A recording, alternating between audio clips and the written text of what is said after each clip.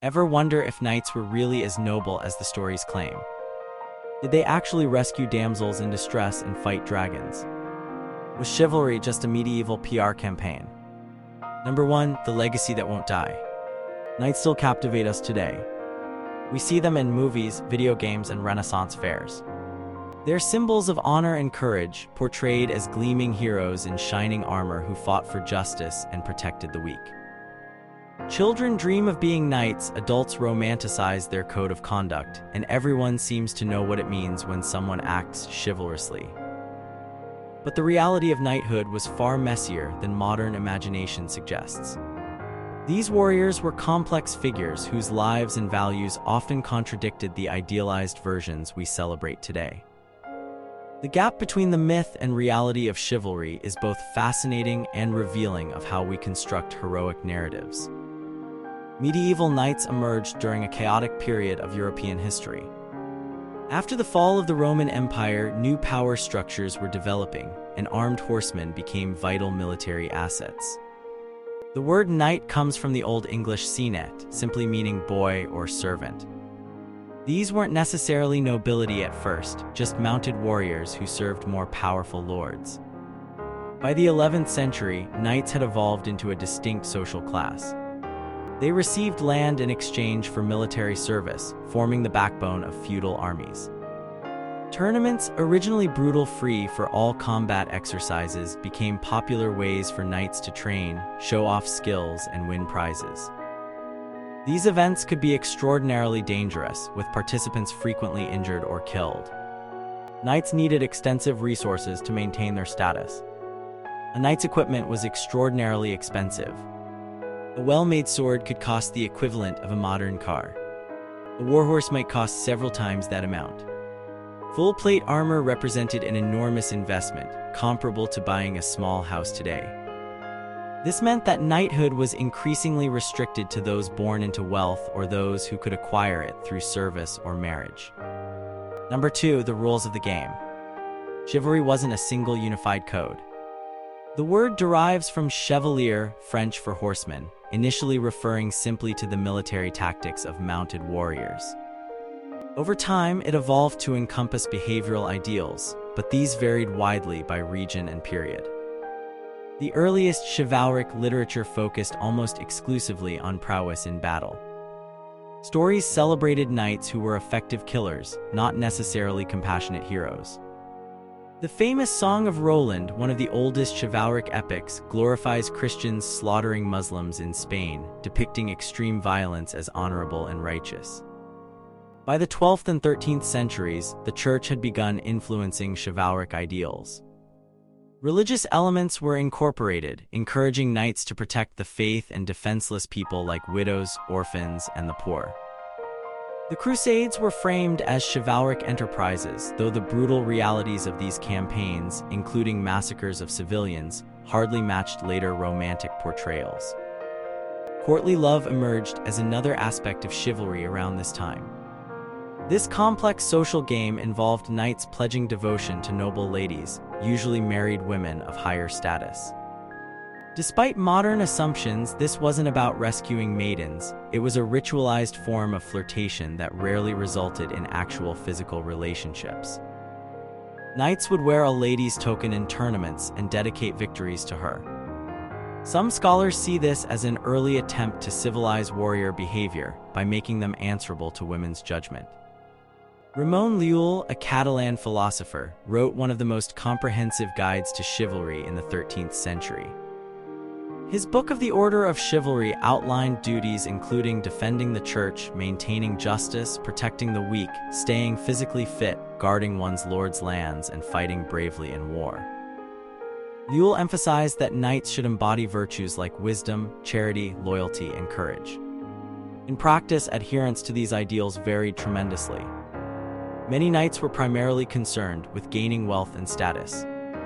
Medieval chronicles contain countless examples of knights betraying lords, abusing peasants, looting churches, and committing other decidedly unchivalrous acts. Number 3, blood and glory.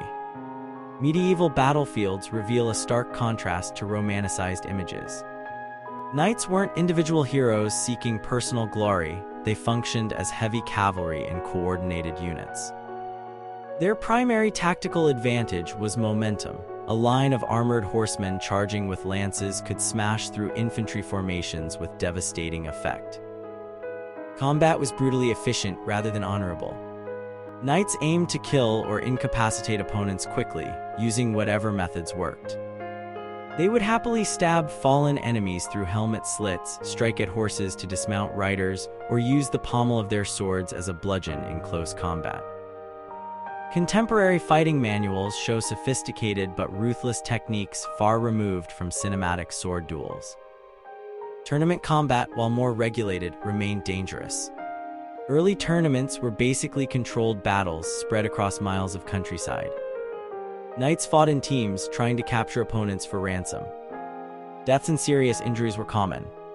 While later tournaments became more ceremonial, with blunted weapons and judges enforcing rules, they still resulted in frequent casualties.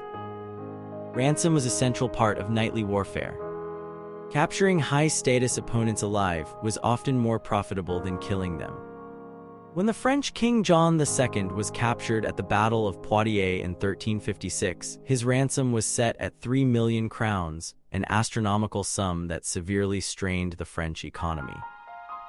This practice created a curious dynamic where knights might fight fiercely but prefer to capture rather than kill equals, while showing no such mercy to common soldiers. The concept of fair play in combat applied almost exclusively to interactions between knights. Non-noble combatants received harsh treatment. During the 100 Years' War, knights routinely massacred archers and infantry. When commoners killed knights, they were often executed brutally, even if they had acted in legitimate combat. After the Battle of Courtrai in 1302, where Flemish infantry killed hundreds of French knights, the French exacted terrible vengeance in subsequent encounters. Number 4. The Paper Knights. Literature shaped chivalry as much as real practices did. Works like Crescent de Troyes' Arthurian romances created influential archetypes of the perfect knight. These stories established tropes still familiar today: the knight-errant wandering in search of adventure, magical quests, damsels in distress, and superhuman feats of arms. By the 14th century, writers like Geoffrey Chaucer were already satirizing chivalric ideals. Chaucer's Knight's Tale presents a complex view of knighthood, acknowledging both its noble aspirations and its contradictions. His knight character in the Canterbury Tales is portrayed as genuinely valorous but worn down by constant warfare. Thomas Malory's Le Morte d'Arthur, completed around 1470, came after the practical height of knighthood but defined how many would remember it. Malory, himself a knight with a record of violent crime, created the definitive English version of Arthurian legend. His work presents chivalry as beautiful but ultimately tragic, a noble system that collapses under the weight of human failings. Real knights read these romances too, sometimes trying to emulate their fictional heroes. René of Anjou, the 15th-century Duke of Lorraine, wrote elaborate tournament regulations attempting to recreate the events described in Arthurian literature. Edward III of England established the Order of the Garter in 1348, directly inspired by Arthurian legend of the Round Table. The gap between literary ideals and reality created tension for knights themselves. Chronicles describe how some warriors self-consciously performed chivalric gestures, like the French knights before Agincourt who swore to cut off 2 fingers from every English archer they captured. Their subsequent defeat by those same archers illustrates the sometimes fatal gap between chivalric posturing and military reality. Number 5. Lords and Ladies. Women's actual role in chivalric culture was complicated. The idealized lady of courtly romance bore little resemblance to real medieval noblewomen's lives. While literature depicted women as passive prizes or distant objects of devotion, historical records show they often managed estates, engaged in politics, and sometimes even directed military operations during their husbands' absences. Eleanor of Aquitaine, one of the most powerful women of the 12th century, patronized troubadours and promoted courtly literature that emphasized women's influence over knights. Some historians suggest she encouraged these ideals as a way of increasing female authority within the constraints of medieval society. The tournaments central to knightly culture were intensely gendered spaces. Ladies watched from galleries, awarding prizes and favors to successful competitors. This created a theater where masculinity was performed for female approval, though always within strictly controlled boundaries. For women of lower status, knights could represent danger rather than protection. Medieval legal records contain numerous cases of knights assaulting peasant women with impunity. The ideal of defending women's honor clearly didn't extend equally to all social classes.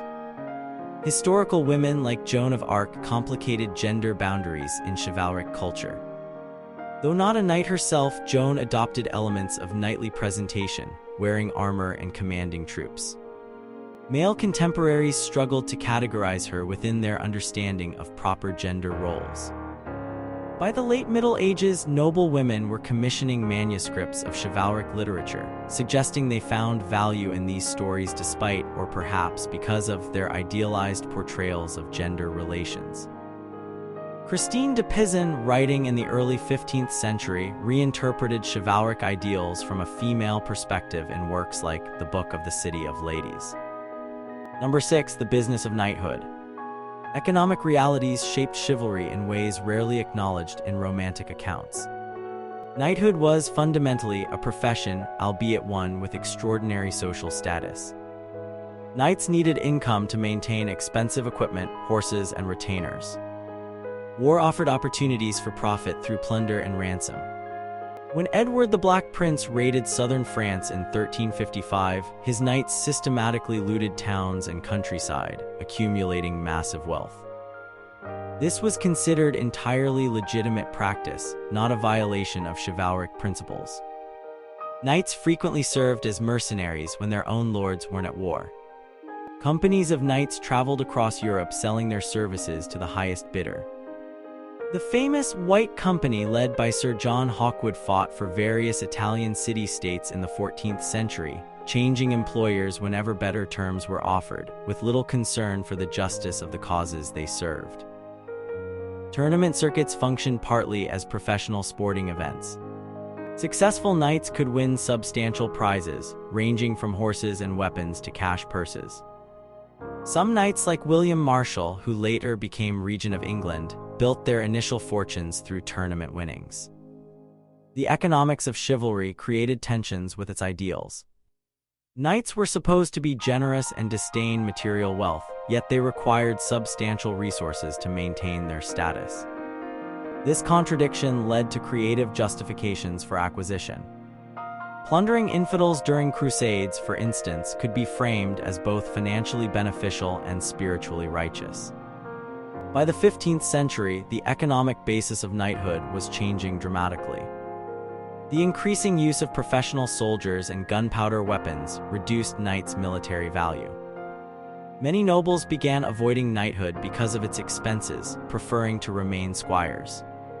English kings had to pass laws compelling wealthy landholders to become knights, as the financial obligations outweighed the prestige for many. Number 7. Faith, hope, and charity. Religion and knighthood were deeply intertwined. Church ceremonies blessed new knights' swords, and religious imagery adorned their equipment. Knights were expected to attend Mass regularly and defend the church from enemies. The reality of knights' religious behavior was more nuanced. While some were genuinely pious, many viewed religion instrumentally. Church protection was useful when it served their interests, but knights routinely ignored ecclesiastical prohibitions against tournament fighting or warfare during holy periods. Military religious orders like the Knights Templar and Knights Hospitaller represented the most explicit fusion of Christianity and knighthood.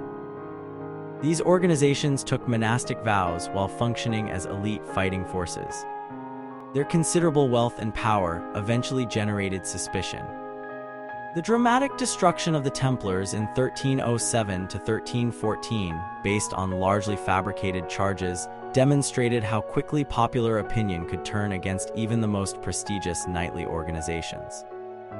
Crusading represented the ultimate religious expression of chivalry. Knights believed they could earn spiritual rewards through holy warfare. Yet crusader behavior often contradicted Christian principles. The 1099 conquest of Jerusalem ended with knights slaughtering Muslim and Jewish civilians. The Fourth Crusade in 1204 infamously resulted in Christian knights sacking Constantinople, another Christian city, because it was financially expedient. Church leaders tried repeatedly to channel knights' aggression toward approved targets.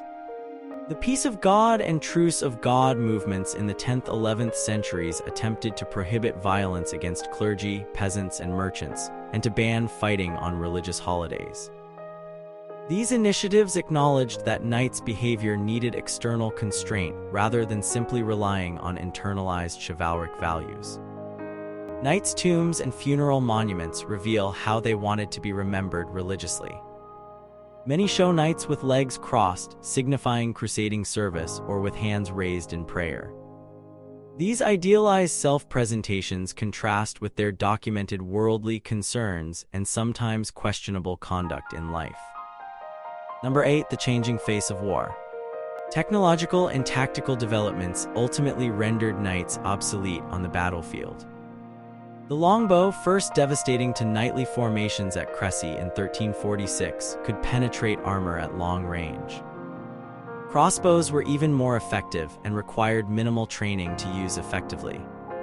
Gunpowder weapons, appearing in Europe from the 14th century onward, accelerated this decline. Early cannons were primarily used for sieges, but by the 15th century, handheld firearms were becoming common on battlefields. These weapons could be wielded by relatively untrained soldiers, but could kill even well-armored knights. Infantry tactics evolved to counter cavalry charges. Swiss pikemen and English longbowmen demonstrated that well-disciplined foot soldiers could defeat knights. At Sempach 1386 and Nancy 1477, Swiss infantry formations decisively overcame mounted knights. Knights adapted by fighting dismounted more frequently.